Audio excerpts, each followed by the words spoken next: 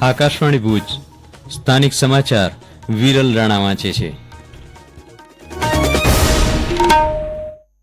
નમસ્કાર. ગુજરાતમાં ચોમાસું જામ્યું છે. ખાસ કરીને દક્ષિણ અને ઉત્તર ગુજરાતના મોટાભાગના જિલ્લાઓમાં વરસાદને પગલે ડેમ, નદી, નાળા છલકાઈ ગયા છે. અત્યાર સુધીમાં રાજ્યમાં મોસમનો કુલ સરેરાશ વરસાદ 19.56% નોંધાયો છે. રાજ્યના સ્ટેટ ઇમરજન્સી ઓપરેશન સેન્ટર દ્વારા મળેલા આંકડાઓ અનુસાર આજે છેલ્લા 24 કલાક દરમિયાન રાજ્યના 88 તાલુકાઓમાં નોંધપાત્ર વરસાદ વરસ્યો છે, જેમાં 7 તાલુકાઓમાં 3 ઇંચથી વધુ વરસાદ નોંધાયો છે. રાજ્યમાં સાર્વત્રિક વરસાદની પરિસ્થિતિને જોતા જળ સંપત્તિ મંત્રી કુંવરજી બાવળિયાએ ગાંધીનગર ખાતે રાજ્ય પાણી આંકડા કેન્દ્રની મુલાકાત લીધી હતી અને ઉપસ્થિત અધિકારીઓ સાથે સ્થિતિની સમીક્ષા કરી હતી. તેમણે રાજકોટ, મોરબી, ભાવનગર ઝોનમાં હોટલાઇન પર સ્થાનિક અધિકારીઓ સાથે વાત કરી વરસાદ, જળાશયોની વિગતો મેળવીને જરૂરી સૂચનાઓ આપી હતી. મુખ્યમંત્રી ભૂપેન્દ્ર પટેલની અધ્યક્ષતામાં આજે મંત્રીમંડળની બેઠક મળી હતી, જેમાં શિક્ષણલક્ષી મહત્વપૂર્ણ નિર્ણય લેવાયો હતો. રાજ્યની સરકારી પ્રાથમિક શાળાઓ, માધ્યમિક અને ઉચ્ચતર માધ્યમિક શાળાઓ તેમજ અનુદાનિત માધ્યમિક અને ઉચ્ચતર માધ્યમિક શાળાઓમાં આચાર્ય તેમજ શિક્ષકની અંદાજિત 24,700 જેટલી જગ્યાઓ પર આગામી સમયમાં ભરતી કરવામાં આવશે.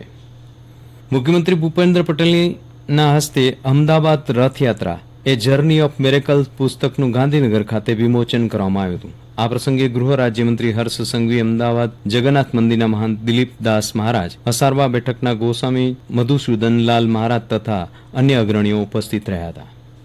હવામાન વિભાગે કચ્છ, સૌરાષ્ટ્ર સહિત ગુજરાતના 8 જિલ્લાઓમાં ભારે વરસાદની આગાહી કરી છે. અતિ ભારે વરસાદની સંભાવનાને લઈ વરસાદ સમયે ભુજવાસીઓની મદદ માટે ભુજ નગરપાલિકાનો હેલ્પલાઇન નંબર 9909939750 નો સંપર્ક કરી શકશે. ભુજ નગરપાલિકાની ટીમ અને નગરસેવક કંટ્રોલ રૂમની વ્યવસ્થા ઉભી કરી સતત મોનિટરિંગ દ્વારા માર્ગદર્શન આપી રહ્યા છે તેવું નગરપાલિકાની એક યાદીમાં જણાવાયું છે.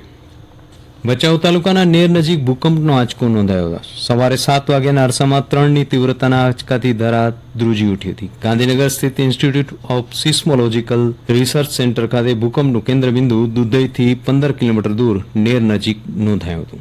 અત્રે ઉલ્લેખનીય છે કે કચ્છમાં ભૂકંપની અનેક સક્રિય ફોલ્ટ લાઇન આવેલી છે. જિલ્લામાં અવારનવાર ભૂકંપના નાના મોટા આંચકા આવતા રહે છે. ભૂજ તાલુકાના સુખપર ખાતે આજે સવારે સર્જાયેલ એક માર્ગ અકસ્માતમાં દાદી પૌત્રના મૃત્યુ થયા હતા.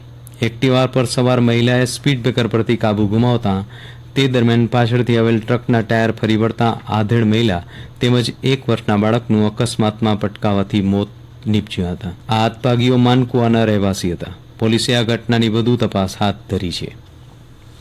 આર્ટિફિશિયલ ઇન્ટેલિજન્સ આધારિત ડેટા એનાલિસિસ દ્વારા જિલ્લા અને બ્લોક સ્તરની શાળાઓની ઓનલાઈન હાજરી મોનિટરિંગ કરવાના હેતુથી સરકાર દ્વારા જિલ્લા વિદ્યા સમીક્ષા કેન્દ્રની સ્થાપના કરાઈ છે. ત્યારે ભુજ ખાતે SSA કચેરી ખાતે પ્રેરિત ગુજરાત શૈક્ષણિક સંશોધન અને તાલીમ પરિષદ ગાંધીનગરના માર્ગદર્શન હેઠળ જિલ્લા શિક્ષણ અને તાલીમ ભવનમાં જિલ્લા વિદ્યા સમીક્ષા કેન્દ્ર ખુલ્લું મુકાયું હતું.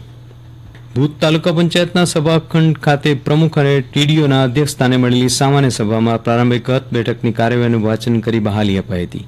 ગત બેઠકમાં લેવાયેલા ઠરાવોની અમલવારી અંગે પરામર્શ કરાયો હતો. ગત સામાન્ય સભા બાદ થયેલ માસિક આવક અને ખર્ચ, સ્ટેમ્પ ડ્યુટી ગ્રાન્ટના કામોનું આયોજન અને 15મા નાણાપંચના તાલુકા કક્ષાના કામો અંગે પણ વિચારણા કરાઈ હતી. કેન્દ્રીય શિક્ષણ મંત્રાલયે રાષ્ટ્રીય શિક્ષક પુરસ્કાર 2024 માટે માન્ય શિક્ષકો પાસેથી અરજીઓ મંગાવી છે. અરજી સ્વીકારવાની અંતિમ તારીખ 15 જુલાઈ છે. મંત્રાલયે જણાવ્યું છે કે આ વર્ષે જિલ્લા, રાજ્ય અને રાષ્ટ્રીય સ્તરે 3 તબક્કાની પસંદગી પ્રક્રિયા દ્વારા કુલ 50 શિક્ષકોની પસંદગી કરવામાં આવશે. નવી દિલ્હીમાં 5મી સપ્ટેમ્બરે શિક્ષક દિવસના દિવસે રોજ રાષ્ટ્રપતિ દ્રૌપદી મુર્મુના હસ્તે પુરસ્કાર એનાયત કરવામાં આવશે. પાત્રતા ધરાવતા શિક્ષકો શિક્ષણ મંત્રાલયના પોર્ટલ પર www.nationalawards2teacherseducation.gov.in પર પોતાની અરજીઓ મોકલાવી શકે છે. અને આ સાથે સ્થાનિક સમાચાર બુલેટિન પૂરું થયું. નમસ્કાર.